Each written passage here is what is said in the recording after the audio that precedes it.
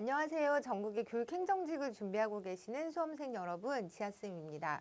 제가 좀 오랜만에 여러분들께 인사를 드리는데요. 그동안 이제 보시면 아시겠지만 그 기출 뽀개기, 지아쌤의 교육학개론 테마별 기출 뽀개기라는 책을 이제 막바지에 접어들면서 책에 좀 더 집중하느라고 여러분들을 좀 찾아뵙지 못했었는데요. 오늘 이 자리에서는 그 제 기출 뽀개기 책의 특징들을 말씀드리면서 어떤 식으로 여러분들이 이 교재를 가지고 공부하시면 좋을지에 대해서 제가 설명해 드리도록 하겠습니다. 목차는 전체적으로 이렇게 진행을 할 건데요. 일단 기출 경향 및 학습 방향에 대해서 말씀을 드리고, 그리고 책의 구성 및 그리고 여러분들이 이 책을 어떻게 활용하면 좋을지에 대해서 말씀을 드린 다음에 마지막에 책의 특징을 설명해 드리고자 합니다. 보시면 일단 기출 경향 및 학습 방향이라고 해서 제가 제 교재 머릿말 앞부분에 기출 그동안 2년 동안 기출됐던 그 시험 총평을 이제 예로 들면서 여러분들한테 기출 경향에 대해서 되게 자세히 설명을 좀 드렸거든요. 그래서 그 부분도 꼭 한번 읽어보셨으면 좋겠는데, 요약하자면 2022년도 이후부터 선택 과목이었던 교육학개론이 필수 과목이 되었잖아요. 그래서 그 전까지는 뭐 수학이라든가 사회라든가 여러분들이 수학이나 과학같이 이렇게 고등학교 수준에서 배우던 과목을 교육학개론을 선택하지 않고 그 과목을 선택해서 교육행정직 공무원이 될 수 있었다는 거죠. 그래서 그때 사회적인 요구는 아무래도 특성화고를 졸업한 사람이라고 할지라도 공무원이 될 수 있는 사회, 이런 부분을 조금 강조하고 지향했던 그런 사회적인 분위기가 있었다면, 이번에 2022년도 이후에 교육학개론이 필수 과목이 됐다고 하는 그 변화 이면에는 교육행정직의 전문성이 필요하다라는 어떤 사회적 요구가 있었다라고 저는 보는 거죠. 그래서 단지 교육학개론이 선택 과목이었다가 필수 과목이었기 때문에 이제부터 되게 중요해졌다라고 접근하실 게 아니라, 이렇게 변화가 나타나게 된 그 이면의 사회적 요구에 우리가 좀 주목해 봐야 하지 않을까라는 생각을 저는 했고요. 그래서 시험 문제 역시 앞으로는 교육행정직의 전문성을 담아낼 수 있는 형태로 가지 않을까라는 게 이제 저의 생각이었는데, 실제로 또 문제를 보니까 2022년도 교육학개론 문제만큼은 좀 쉽게 나오기는 했어요. 쉽게 나오고 기본 개념 위주로만 알고 있으면 여러분들이 충분히 풀 수 있는 문제들이 나왔지만, 그럼에도 불구하고 전체적인 개념 안에서 비교하고 분석할 수 있는 능력이 좀 필요했던 문제들, 그러니까 제가 전공자의 입장에서 볼 때는 이제 그런 문제들이 출제가 됐고, 기출의 범위 안에서 출제가 됨으로써 필수가 된 2022년 교육학개론이 막 크게 어렵지는 않게끔 난이도는 조절이 되었으나 그 안에서 문제의 수준은 굉장히 깊어졌다라고 이제 봤던 게 저의 총평이었고요. 그러다가 이제 2023년 교육학개론 시험을 보면 조금 다른 양상으로 나타나는데, 일단 국가직 시험은 기출문제를 그대로 재현하던 관행에서 벗어나서 그럼에도 불구하고 비교적 쉬운 문제들이 출제가 됐다면, 바로 직전에 우리가 시험을 봤던 2023 교육청 문제에서는 시험의 난이도가 굉장히 높아졌다고 여러분들께서도 많이 그런 얘기를 들어보셨을 텐데, 이게 전체 교육학개론 시험의 추세로 나타날 것인지 아니면 시도교육청 문제의 어떤 특징이 될지는 좀 더 두고 봐야 하겠지만, 분명한 것은 과거의 시험처럼 기출문제가 그대로 재현될 가능성은 적어졌다고 보는 거죠. 정리를 하자면 2022년까지는 기출문제 안에서 문제가 출제가 됐었고요. 2022년 이전에는 더 말할 것도 없이 거의 기출문제를 그대로 재현했다고 보면 될 수 있을 정도의 문제들이 출제가 됐다면, 2022년도 필수 과목이 된 이후로는 기출 개념 안에서 나왔으나 이제 그 안에서 여러분들에게 그 교육학적인 베이스가 좀 필요한 문제들이 출제가 됐었다라고 이제 볼 수 있는데, 23년 올해 이제 시험을 보면 기출 문제가 거의 그대로 나온 문제가 없었죠. 그러니까 많이 기출 문제에서 벗어나는 문제들이 나왔는데 그렇다고 해서 이제 시도교육청 문제 같은 경우는 굉장히 어려웠음에도 불구하고 그 문제들이 여러분들이 교육학적인 베이스를 갖고 있었다면 과연 어려웠을 문제였는가라는 부분에서는 저는 이견이 좀 있다고 생각하고요. 그래서 제 결론은 뭐냐면 여러분들께서 그 전체 교육학계로 나눠서 얼개와 구조를 갖고 베이스를 가지고 접근을 하신다면 기출문제에서 출제가 되지 않은 문제들이라고 할지라도 여러분들의 실력으로 충분히 풀 수 있었을 문제들이 나왔다라고 보는 거고 그게 교육행정직의 전문성이면서 앞으로 이 시험이 계속 나아가려고 하는 방향이 아닐까라는 생각을 제가 하게 됐고요. 그래서 이제 뭐 이렇게 보여드리면 더 이상 교육학계로는 암기 과목이 아니다라고 여러분들이 생각하시는 게 좀 필요할 것 같아요. 그래서 암기가 아닌 이해를 요하는 과목으로 바뀌고 있다. 물론 여기서 가장 중요한 것들은 뭐 꼭 외워야 되는 것들은 여러분들이 당연히 암기하고 기억해야 될 필요가 있겠지만 그 전처럼 뭔가 암기를 해서 그대로 재현해서 문제를 풀기보다는 그거를 포함해서 전체적인 이해가 수반되는 상태로 여러분들이 접근을 한다면 문제를 훨씬 더 쉽게 잘 풀 수 있을 거라고 제가 생각을 하고요. 이런 고민들을 담아서 그동안의 어떤 변화된 출제 경향들을 담아서 여러분들께 정말 도움이 될 수 있는 기출 문제집을 만들려고 노력을 했고요. 그래서 이제 여러분들도 기출 문제집을 공부하시는 데 있어서 전략을 어떻게 갖고 갈 건가라는 부분에 대해서 제가 좀 말씀을 드릴 건데 첫 번째 교육학 내의 하위 영역들을 공부하는 데 있어서 관련 내용을 유기적으로 연결해서 이해하고 전반적인 구조와 핵심적인 키워드를 중심으로 효율적으로 접근해야 한다라고 되어 있는데 이게 사실 여러분들이 혼자서 하기는 굉장히 힘든 부분이잖아요. 그래서 제가 기출문제집 안에서 관련 내용을 유기적으로 연결해서 보여드렸고요. 그리고 전반적인 구조와 핵심적인 키워드를 중심으로 효율적으로 접근할 수 있도록 유도를 했기 때문에 그 교재와 함께 이제 강의를 들으시면서 이런 부분들을 집중적으로 준비하시면 될 것 같아요. 그리고 두 번째는 다양한 영역에서 새롭게 문제들이 출제되고 있기 때문에 단순 암기보다는 이해가 선행된 상태에서 교육학적인 베이스를 갖추는 것이 중요하다. 아까도 말씀드렸던 부분이고요. 그래서 기출로 나온 적이 없는 문제를 보더라도 여러분들이 갖고 있는 그런 추론 사고방식을 통해서 정답을 고를 수 있어야 한다는 거죠. 이 부분은 교육행정직의 전문성과도 관련되는 부분이라고 저는 생각을 하고요.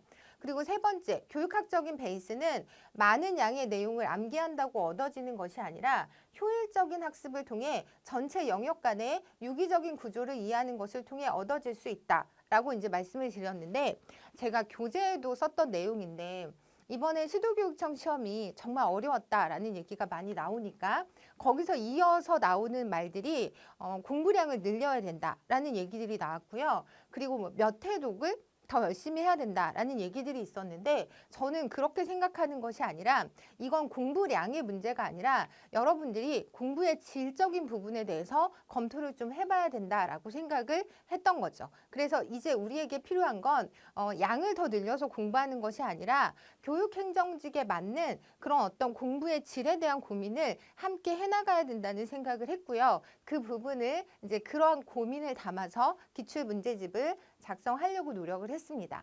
그래서 제 기출문제집을 보시면 일단 문제 자체는 2007년부터 2023년 국가직 문제 340문항이 이제 들어가 있고요. 그리고 2015년부터 2023년도 교육청 문제 180문제. 요 시기를 왜 구분을 했냐면 2015년 이후부터 그 문제들이 공개가 되거든요. 그리고 그 이전까지는 저처럼 이제 강의를 하시는 교수님들이 문제를 복원을 하셔서 여러분들께 이제 보여드렸던 문제들, 그 복원된 문제를 제가 2007년부터 2014년도 안에 나왔던 문제 중에 복원된 문제로 제가 찾은 문제가 240문항. 그래서 총 760문항을 분석을 했고요. 물론 이제 여러분들께 이 문제를 다 보여드렸다는 얘기가 아니라 이 문제를 가지고 여기서 뭐 당연히 국가직 문제 340문항하고 교육청 문제 180문제 위주로 그 안에서도 너무 중복이 되거나 반복적으로 나오거나 여러분들한테 도움이 전혀 되지 않는 문제라면 제가 이제 그 부분은 좀 뺐고요. 근데 거의 대부분은 수록을 시켰고, 그리고 이제 교육청 문제 중에서 복원된 문항까지 여러분들에게 필요한 문제라면 제가 포함을 시켰다라는 말씀을 드리고 싶고요. 그리고 전체 책의 구성은 이렇게 구성이 되어 있는데, 일단 제 책의 가장 큰 특징은 단원별 구성이 아니라 테마별 구성이라는 거죠. 그래서 11개 챕터 안에 137개의 테마로 구성이 되어 있는데, 이걸 좀 보여드리면 이게 이제 테마 90이라고 해서 교수자 중심 교수학습 이론해서 브루너의 발견학습에 대한 테마거든요. 근데 제가 이렇게 구성을 한 이유는 뭐냐면, 우리가 브루너의 발견학습이라고 하면 전공자라고 하더라도 이게 교육공학인지 학습 이론인지 뭐 교육심리 관련인지 아니면 교육 철학 쪽인지 여러분들이 좀 헷갈릴 수 있거든요. 그래서 저는 이게 어느 영역에 들어있는지가 중요한 것이 아니라 어느 단원인지가 중요한 것이 아니라 교수자 중심 교수학습 이론에 들어있으면서 브루너의 발견학습이라는 테마가 중요하다고 생각을 한 거죠. 그래서 이런 식으로 테마별로 제가 총 137개 테마로 기출문제집을 구성을 했고요. 보시면 이제 뭐 뒤에 설명을 드릴 건데, 기출 공략을 보시면 브루너의 발견학습은 교사 중심 교수학습 이론이면서 학문 중심 교육과정에서 강조되는 학습으로 기본 개념이나 원리를 학생 스스로 깨닫게 되면 교과 내용을 잘 이해할 수 있게 되고 더불어 탐구 능력과 태도를 기를 수 있다고 주장한다. 뭐 이런 식으로 해서 이러한 발견학습의 특징을 이해하되 무엇보다 교수자 중심의 이론에 해당한다는 것을 기억해야 한다. 라는 식으로 해서 제가 이 단원, 그러니까 테마에 대한 설명을 드리면서 자꾸 이 테마를 포함하고 있는 그 위에 얼개나 이 얘보다 좀 더 큰 어떤 좀 더 넓은 의미의 범위에 대해서 자꾸 말씀을 드리는 게 제가 여러분들께 어떤 교육학적인 체계나 베이스를 좀 전달해 드리고 싶은 마음으로 이제 하고 있는 방법이라고 이해를 하시면 좋을 것 같고요. 그래서 제 책이 단원별이 아니라 테마별 구성으로 되어 있어서 여러분들이 궁금하신 테마를 언제든지 들어가서 목차를 보고 체크해 보실 수 있다라는 장점도 있다는 말씀을 드리고 싶고요. 두 번째는 최신 개정 법안을 수록하고 있는데 기출문제집이 당연히 없잖아요. 그러니까 이런 문제는 그 개정 법안에 대한 최신 개정 법안 관련해서는 아직 문제가 출제가 된 게 아니기 때문에 원래는 기출문제가 나와 있지 않아서 보통은 이런 기출문제집 안에 포함되기가 쉽지 않은데, 저는 이 부분이 정말 필요한 부분이라고 생각했기 때문에 더군다나 이번에 그 23년 9월 21일 그 교권사법이 국회를 통과하잖아요. 그래서 뭐 정당한 선에서의 뭐 학생 체벌 뭐 이런 부분들로 인해서 교사가 징계를 받지 아니한다라는 내용들이 들어있는 교권사법 관련한 그런 최신 개정 법안도 이 안에 포함을 시켜서 여러분들이 이 책만 갖고 공부하셔도 될 수 있도록 준비를 했고요. 2021년도 이후 주요 개정 법안 등에 대한 내용도 이렇게 포함을 시켜서 여러분들이 이 부분 가지고 공부하시면 다른 자료를 보지 않아도 충분히 괜찮으실 것 같아서 이 부분에 대해서 제가 좀 신경을 썼고요. 여기서는 당연히 뭐 문제는 없었으나 그 외 나머지 기출 공략이나 이론 플러스 관련된 내용이 자세히 들어가 있기 때문에 이 부분을 참고하시면 좋을 것 같습니다.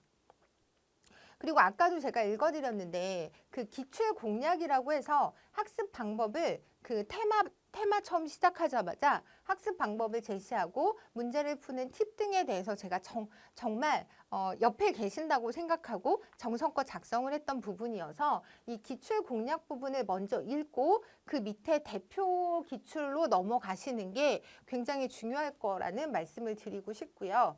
그리고 예, 여기 보여드리면 테마가 107이고 교육행정의 특성 및 원리라고 하는 그 테마 바로 아래 기출 공략이라고 해서 제가 적어놓은 부분을 보시면 교육행정의 원리와 관련해서 문제가 자주 출제되었고 중요한 부분이므로 각 원리들을 키워드를 중심으로 정리하되 특히 민주성의 원리는 참여 반영, 자주성의 원리는 독립을 키워드로 기억하는 것이 좋다라고 해서 이게 어떻게 보면 문제를 푸는 팁에 관한 얘기거든요. 그러니까 이런 부분도 제가 다 담아서 여러분들께 전달하려고 하는 부분들이 여기에 들어 있으니까 여기도 좀 꼼꼼히 봐주셨으면 좋겠고요.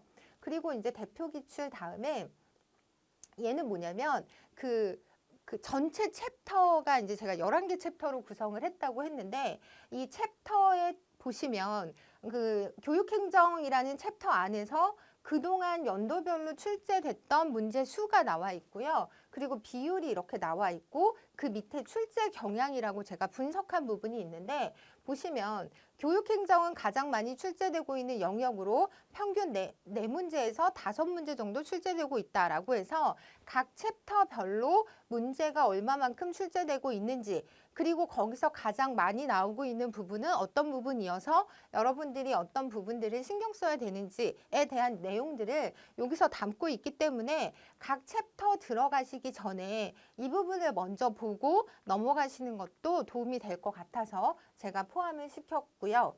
그리고 나서 이제 제가 가장 신경 쓴 부분 중에 하나가 이론 플러스라고 해서 이거는 이렇게 제가 제시를 하거든요. 그래서 그 테마에 중요한 내용을 정리하되 그 깊이와 폭을 조절했다라는 표현을 했는데 저희 시험이 임용고시랑 그다음에 뭐 7급 교육행정직하고 이제 많이 겹치는 부분들이 있잖아요. 사실 뭐 범위 자체는 거의 같다고 보아도 무방한데 그 깊이와 폭에 있어서 차이를 갖고 있는 거고 제가 가장 신경 썼던 부분이 여러분들한테 꼭 필요한 부분까지만을 말씀드리겠다라는 거잖아요. 그래서 그 부분을 그대로 반영해서 이론 플러스에서 대표 기출에서 다뤘던 그 문제 해설에서 부족한 부분을 여기에서 이어서 설명을 해드렸다라고 보시면 되고요. 그 테마 관련해서 꼭 기억해야 되는 부분은 이론 플러스에 다 담았기 때문에 이 부분을 보시면 충분히 여러분들이 그 내용을 이해하실 수 있을 거라고 생각을 합니다. 그래서 예를 들어 보시면 관료제론과 교육행정 관련해서도 이런 식으로 제가 이론 플러스로 별도로 제시해서 중요한 내용을 정리했기 때문에 이 부분은 여러분들이 꼭 보시고 이해하시면 될 것 같고요. 그리고 나서 이 내용을 가지고 제가 마지막에 키워드로 개념 다지기라고 해서 마지막 장에 그 부록으로 별도로 포함을 시켰거든요. 이 내용은 뭐냐면 앞에서 이론 플러스에서 나왔던 내용 중에 여러분들이 쭉 이해를 하고 넘어가셨다고 하더라도 그 중에 어떤 부분을 꼭 기억하고 정리해야 되는지 모르실 수 있잖아요. 그래서 그거에 관련된 내용들을 이렇게 빈칸이나 아니면 선택할 수 있게 문제를 만들어서 별도로 이렇게 정답을 또 포함을 시켰기 때문에 이걸로 나중에 여러분들이 전체적으로 정리를 하시면 좋을 것 같아요. 그래서 이렇게 내용을 담아서 그 교재를 구성을 했으니까 많이 활용하시면 좋을 것 같고요. 그래서 마지막으로 제가 여러분들께 이 책의 특징에 대해서 좀 정리를 하자면 제가 이번에 이제 여러분들께 보여드리는 기출 뽀개기 책의 가장 큰 특징이면서 기존 기출 문제집과 구별된다고 생각하는 특징은 총 3가지로 볼 수 있는데요. 첫 번째는 저는 처음부터 끝까지 공무원 교육학개론을 위한 책을 준비하자라는 생각을 가지고 작업을 했고, 그래서 보시면 전공 수준에서 물어보는 임용고시 그리고 개론 수준의 지식을 물어보는 공무원 교육학개론은 그 범위는 같을지라도 난이도와 깊이는 전혀 다르다는 거죠. 그런데 이 두 시험에서 필요로 하는 내용들이 서로 이렇게 뒤섞여 있다라고 저는 이제 생각을 했고요. 그리고 난이도가 조절되지 않는 전공 수준의 교육학 내용을 여러분들처럼 공무원 시험을 준비하시는 경우에 그 내용들을 접하다 보면 오히려 여러분들이 핵심을 놓칠 수 있는 그런 부작용이 생길 수 있다라고 저는 생각을 한 거예요. 그래서 그 부분에 대해서 가장 신경을 써서 이 책은 처음부터 공무원 교육학개론을 위한 책이다. 그걸 공무원 시험을 준비하기 위한 수험생 여러분들을 위한 책이다라고 이제 생각하시면 되고요. 두 번째는 앞에서도 말씀드렸지만 단원별이 아니라 테마별로 구성을 했잖아요. 그래서 이 부분 관련해서 워낙 방대한 양을 다루고 있는 교육학 개론인 만큼 시험에 출제되는 테마들을 중심으로 내용을 정리해서 테마 자체를 기억하는 것이 효과적일 수 있다고 저는 생각을 한 거죠. 수험생들이 공부를 할 때도 관련 내용을 찾을 때 보다 쉽게 내용에 접근할 수 있다는 장점도 같이 포함하고 있다라고 해서 제가 테마별로 구성하려고 이 작업을 하는데 되게 시간이 많이 걸렸어요. 그러니까 기존에 많이 단원별로는 이렇게 좀 정리를 쉽게 할 수 있었는데 얘를 다시 테마를 구성해서 그 테마에 따라서 다시 배열을 한 거잖아요. 근데 이렇게 많은 시간을 들여서 제가 여러분들께 보여드리는 이유는 이게 훨씬 더 여러분들께 도움이 될 거라는 확신을 갖고 있었기 때문이고요. 그리고 마지막으로 초심자를 위한 교재라고 해서 모든 테마들 사이에 교육학적인 베이스가 스며들 수 있도록 그리고 그것들이 서로 연관될 수 있도록 최선을 다해 작업을 했다라는 말씀을 드리고 싶고요. 교육학을 한 번도 접해본 적이 없는 초심자를 염두에 두고 그 초심자가 교육학적인 베이스를 갖출 수 있도록 하는 것에 포커스를 두었는데 이 이유는 보통 이제 전공자들 같은 경우는 기출문제 교육학개론에 굉장히 많은 시간을 할애하진 않잖아요. 그런데 이제 초심자들 같은 경우는 되게 막막해하고 처음부터 어떻게 접근해야 될지 모르시는 경우들도 있고 사실 그리고 전공자라고 하더라도 기본부터 다시 잡아가는 데 있어서는 제 부터가 초심자를 대하는 방식으로 좀 체계적으로 접근을 해야겠다라는 생각을 해서 이제 그렇게 만들었다고 이제 말씀을 드리는 건데 이게 좀 여러분들 입장에선 다가오지 않을 수가 있잖아요. 도대체 뭐가 교육학적인 베이스인데? 라는 생각을 좀 하실 수 있어서 제가 그 교육의 개념 이거 테마 첫 번째거든요. 제 교재에 보시면 중간에 기출공략에서 그런 비슷한 얘기를 좀 했는데 교육학을 공부하는 데 있어서 우리가 이제 교육학적인 베이스를 가져야 돼 라는 말을 되게 많이 해요. 근데 이제 저는 그걸 어떤 식으로 생각을 하냐면 규범이라는 단어가 이제 공부를 하시다 보면 규범적이다? 이게 가치의 문제구나 라는 걸 알 수 있게 된다는 거죠. 그리고 우리가 이제 교육학 안에서 인지라는 표현을 되게 많이 쓰는데 이게 이해하고 인식하는 것과 관련되어 있다라는 걸 알고 있으면 그 이후에 규범적 준거는 교육의 내재적 가치를 추구해야 한다라는 것으로 우리가 이해를 할 수 있고요. 규범이니까 가치와 관련된 문제구나라고 생각할 수 있잖아요. 그리고 예를 들어 여기 중간에 보시면 인지가 인식과 이해와 관련된 내용이다라는 걸 기억하고 있으면 물론 이번에 우리 23년도 그 문제에서도 나왔지만 그 인지적 과정 인지와 관련된 그 교육의 개념 규정하는 문제가 나왔었잖아요. 이제 그런 것처럼 인지적 준거라고 할 때 인지적 과정, 인지적 관점, 인지주의 이런 말들을 들었을 때 여러분들이 이게 이해하고 인식하는 것과 관련된 문제구나라고 생각할 수 있는 걸 저는 교육학적인 베이스를 갖췄다라고 본다는 거죠. 그래서 자꾸 이런 식으로 제가 전체적인 그 구조 안에서 이런 개념들을 여러분들한테 계속 반복적으로 말씀을 드릴 거거든요.